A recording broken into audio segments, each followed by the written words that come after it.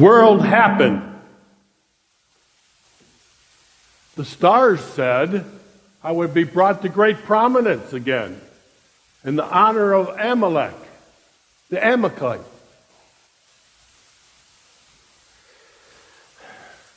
What are you looking at? Haven't you ever seen someone facing death? You're wondering why is he so upset? He's getting what he deserves, all right? That's what you're thinking. I can tell. Well, you don't understand. I am Haman. I'm an Agagite. The great king Agag. The descendant from Amalek. Oh, you didn't know. Amalek is the grandson of Esau. That's right. My family, descendants from Esau. Yeah, we recognize Father Abraham and Isaac. But we were cheated out of our inheritance by the great deceiver Jacob.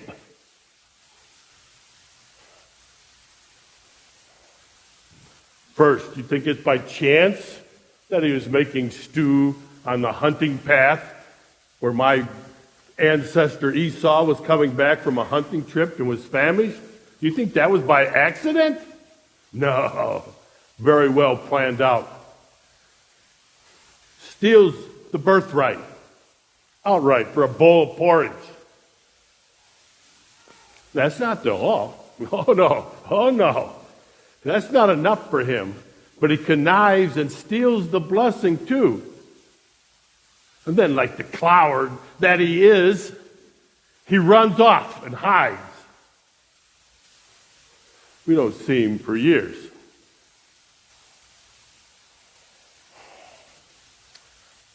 But when my ancestor Esau heard that he was coming back, he went out to greet him.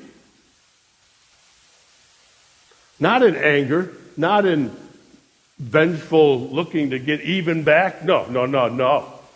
My ancestor is a noble person. Esau went back in grace, welcoming him. Jacob tried to bribe him with some gifts, but my great ancestor said, oh, no. I have done well on my own. I don't need them. But he insisted. Later on, when the families were kind of close mingling, it was become obvious that the land could not support huge tribes and herds that they had. So my ancestor Esau decided to move to Mount Seir. That way there was grazing for everybody could live. In that, the old trickster Jacob was ashamed, I'm sure, is the reason he changed his name to Israel. We heard through the traditions and oral stories that he ended up as a slave in Egypt. Couldn't happen to a nicer guy.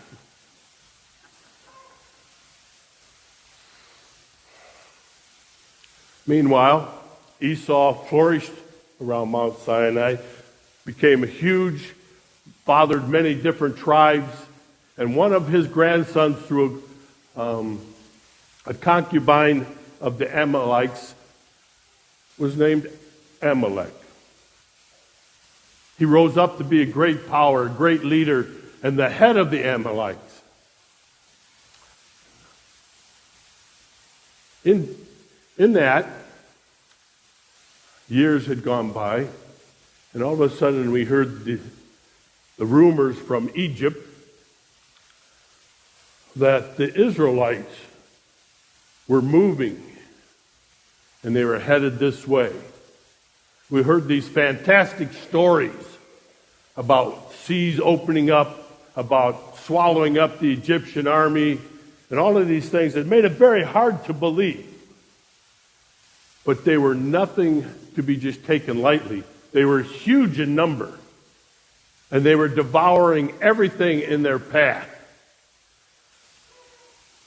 So Amalek decides it would be a smart idea not to wait for them to get to us, but to meet them out there and confront them and put an end to it before they got to our land.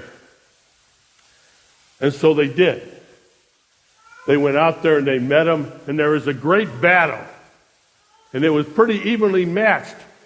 And we would be look like we were winning at times, and then other times, for some unknown reason, it was like all of a sudden we were losing. And then we saw up on the top of the mountain their leader, Moses, standing there. And as when he had his arms in the air, they would win. But when he would get tired and start to drop, then we would take over.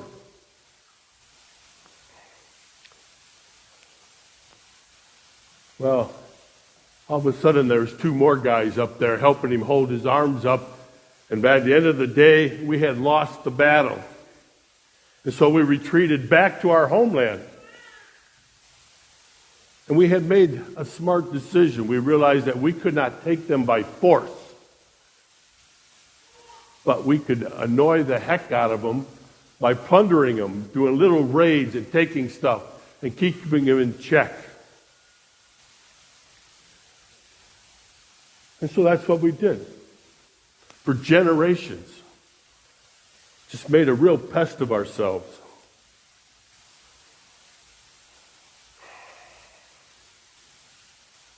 Until one day, outside the city of Amalek, Saul gathered. He had this huge 10,000 man army. And he came and he warned the Kenites to leave because God had told him to wipe out the Amalekites. At the time was my ancestor Agag. He was the king. And he decided that it would be smart to take some of his family and hide them with the Canaanites, and so that if they did lose, there at least be a remnant. Well, there was a great battle. And the Israelites prevailed. And they wiped out everything. But in their greed, they took the cattle, took some of the sheep, and they took my ancestor, King Agag, as a prisoner. As a trophy, as a win. Well, Samuel shows up. And he tells Saul that he did not obey God's command, so the throne would be taken from Saul. And then he proceeded to drag my ancestor out and just slice him up into pieces. And then you wonder why I hate Israel.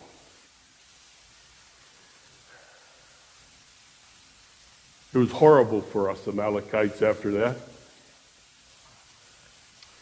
We finally decided it would be better for us to drop the name Amalekites, become known as the Agites. Babylon came and conquered our area, and eventually conquered Jews too.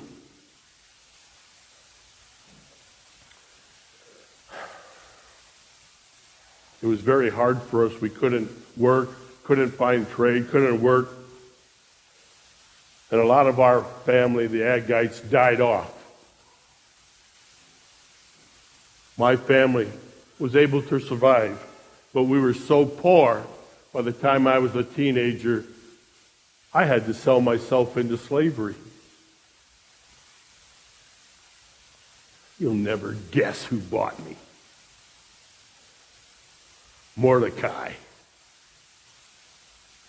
I had to work as a slave to a Jew.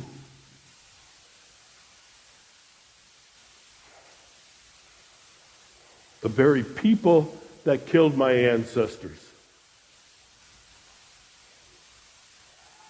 I kept my peace. When he came around, Mordecai, I would bow. I would pay homage to him as a master, and eventually worked hard enough to earn my freedom. And when I did, I left that area and went off to another village. And believe it or not, I found a trade. I became a barber.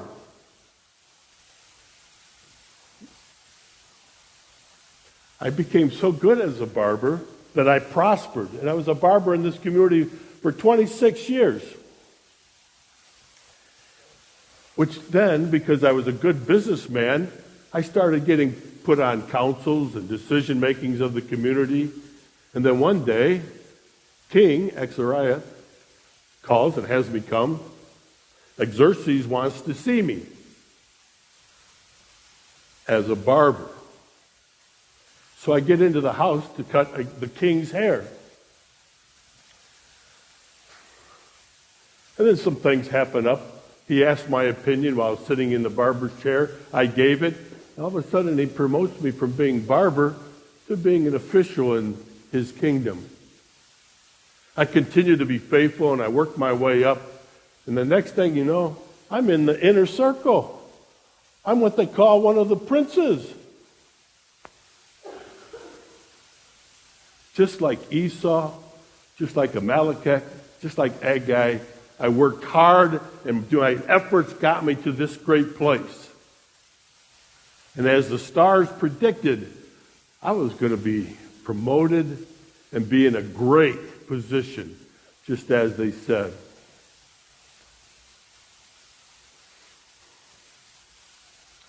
One day, unbeknownst to me, there's this rumor about an individual that's a Jew that works at the gates of the kingdom. I didn't pay too much sight because there's many of Jews within the kingdom, so that was no big deal. Well, all of a sudden I got promoted to be second in command. Only the king was greater than me. I was given this position, I was given honor, and an edict was sent out that everybody, when I came by, had to bow as if I were the king. And so I would make sure my way from my house to the kingdom, that everybody would bow when I approached. I never noticed. I was just so involved in myself. I thought, this is a great thing.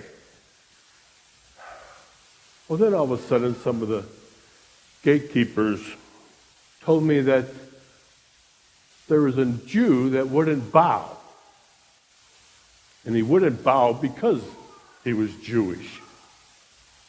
I never had noticed it, so then I thought I would pay attention. So the next morning when I was walking to work, I watched everybody bow, but this one man would not bow. And I could not believe who it was.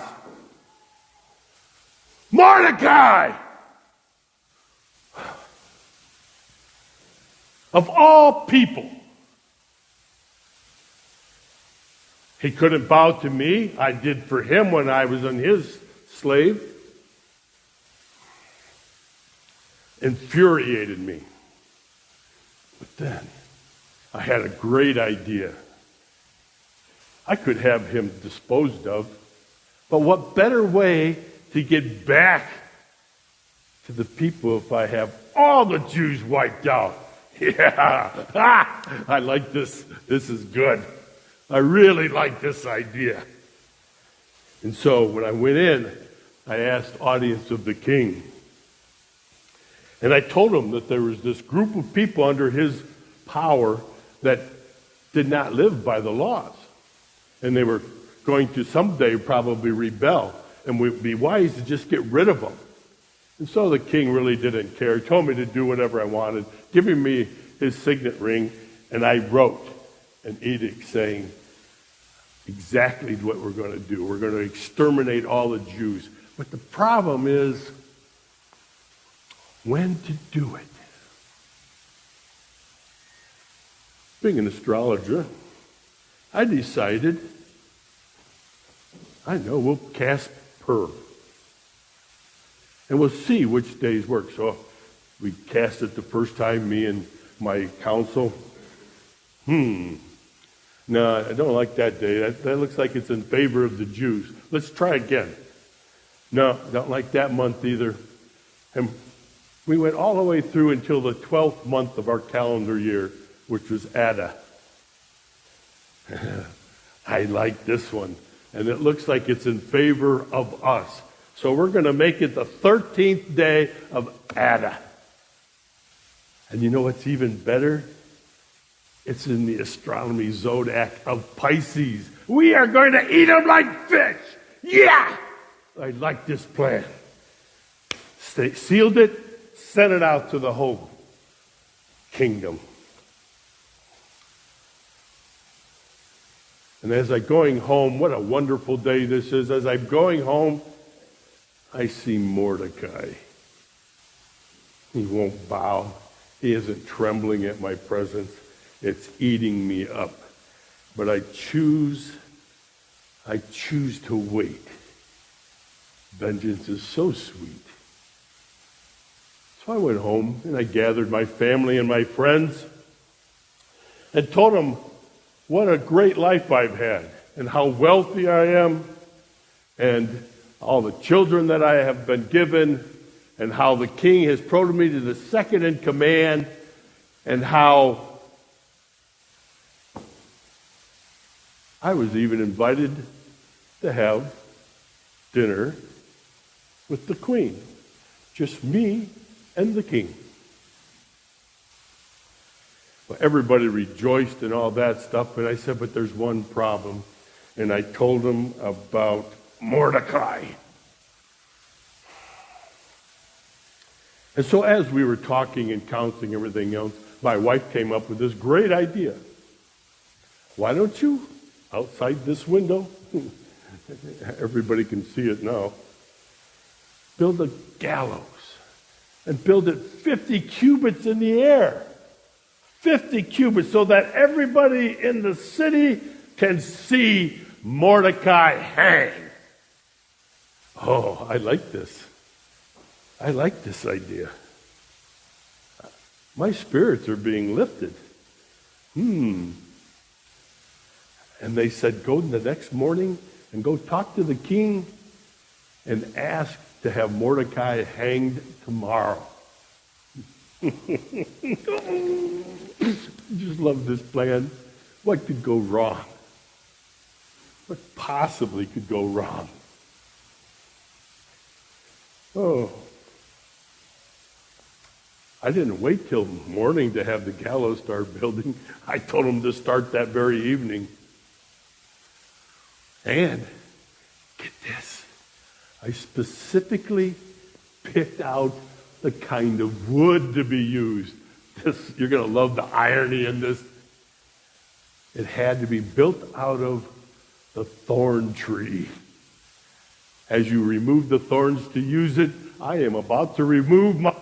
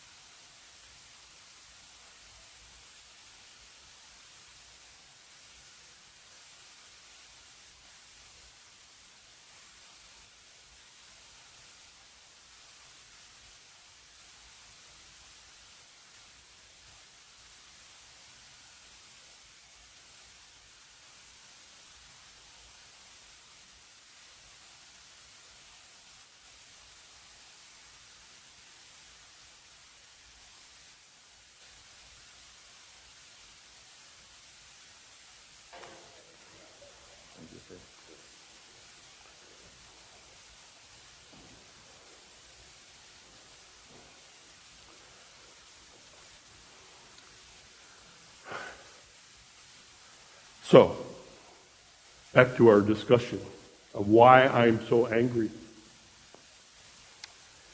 I thought, well, let's let him ride on the horse with the king's insignia right on the forehead of the horse's bridle so that everybody will know that it's the king. And then this was even better. And then have one of the other princes lead him around the whole city so that everybody knows this is a great one, and this is how the king honors someone that he has great respect for. Yeah, this looks good. And the king says, great, do it. Take it and go do it for Mordecai. What? Do it for Mordecai? Are you kidding?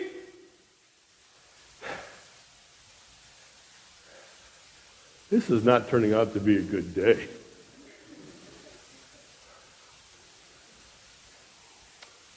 But I did what the king asked. I went down, put the robe on Mordecai, put him on the horse. I'm walking around the city saying, this is how the king treats someone in whom he wants to honor, all the way around. I forgot how big the city is. Only to get back. Mordecai goes back to his post. I return the robe, put the horse back in there, and I go home. And I'm complaining to my wife and my friends, and they're saying to me, if you're going against Mordecai, I think you're going to meet your end. Wait a minute, last night you were telling me about building this thing that's just about done, and now you're leaving me too? And just before I could even express my opinion, here comes the king's servant and says, are you ready, Mordecai? You're supposed to come have dinner with the queen. Huh. So, I go and I have dinner with the queen. After we have dinner, and it's kind of a somber dinner, only because I'm not really there. Mine's a million miles away. All of a sudden, I hear the king say to Esther, are you going to tell us what you really want? And I couldn't believe what she just said. She said, "O king, may you live long. But your wife, Esther, me, I'm a Jew. And Haman has edict to kill all of us Jews." The king goes berserk. What? What have you done? And he storms out. What am I supposed to do? I'm begging Esther, please, you got to intercede for me. I didn't know you were Jewish. And she just sat there. I'm finally crawling on my hands and knees to where she's reclining on the couch. And just then, in comes the king. And he says, "Oh, you're going to take advantage of my wife too? Haman, you are going to hang on that gallows." What just happened?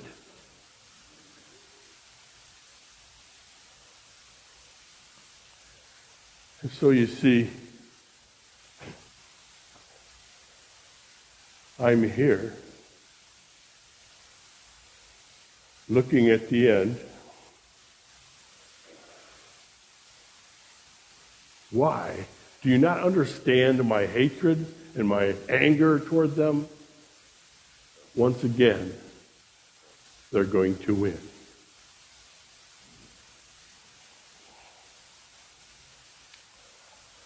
I find today in our world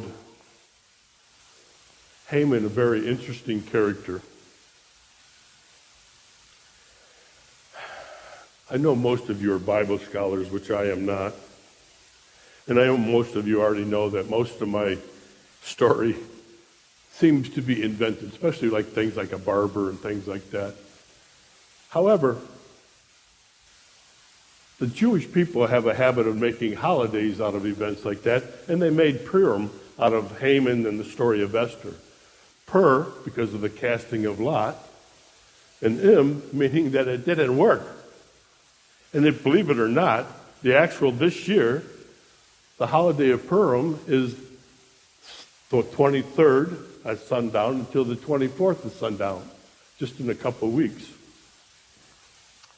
But in that, there are several traditions in the Jewish faith. One of them is Mordecai bought Haman, and he was a slave for a period of time. The second one is he became a barber and worked for 26 years. And then the third one, which I omitted because I just didn't think of it at the time, was the reason Mordecai wouldn't bow was because Haman, when he was promoted, put an Amalekite symbol on his robe, which would have been idolatry, and so Mordecai refused to bow because of that. I don't know how much true that. I just found those Jewish traditions interesting, and it added to the story. The other thing is I found it interesting how you can trace back his heritage all the way back to Esau, to Jacob, to Isaac, and to Abraham. So realistically, it's just a huge family feud, which is still going on today in the Middle East, if you ask me. Not just in the Middle East. In our culture today, it just seems like the ancient history of all these things, right or wrong, end up playing a huge role. We have people, because of slavery, say that happened 200 years ago, think that they should have some special privilege now. We have another group who were interned during World War II because of their ethnic group, thinking that there should be some special thing there. Or how about the American Indians who we just trotted over right and left? I think a lot of times we forget to take a look at their perspective to fully understand why their motivation and what they're doing. And even now in our country, the political situation is nobody listens to each other. You've chosen, and we're like Haman. As long as you're in favor with me, you're good. If you disagree with me, you're my enemy. I've seen families split over this current political things. So what does that mean as us as Christians? Haman was given many opportunities in his life to change. And I really think that's the story of Esther. God is true and faithful, no matter what the circumstances are. He is good in the good times. He is good in the pain. And we should be thankful for both. And so I just thought, as Pastor has chosen the book of Esther at this point in time, and to look at the things, and he's trying to prepare us because he sees on the future that us as Christians are going to be probably the next persecuted group. How are you going to handle it? That's his motivation. And he's trying to show us up and to show us how God is faithful, even like in the book of Esther where he's never mentioned. He's still active and through it all. And so that's what we got to stand on. Thank you.